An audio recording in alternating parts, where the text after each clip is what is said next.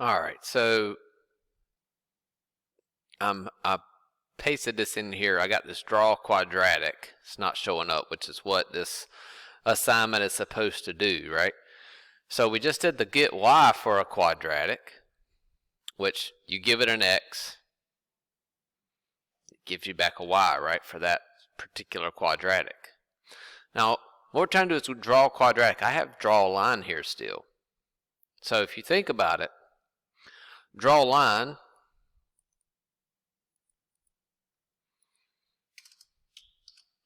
went through a lot of x coordinates, basically every 100th, starting at the minimum and going up to the maximum.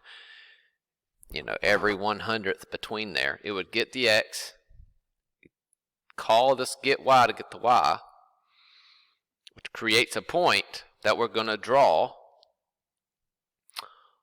on the graph. Now, this is a little more consolidated than what we did in the video, but this is it, right? So I can't have two draw lines, but what if I did quadratic? Did I spell that right? Nope. All right, and then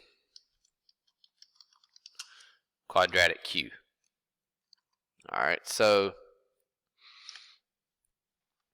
instead of so I'm just getting the y coordinate from this quadratic.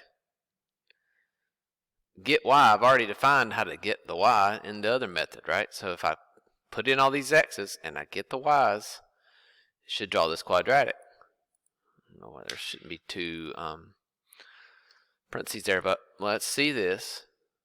Okay, this is x squared minus x minus 12. Okay, so draw a quadratic, really the exact same thing as draw a line, which is going to feed into something that we're about to learn, or you're about to learn. But there's draw quadratic.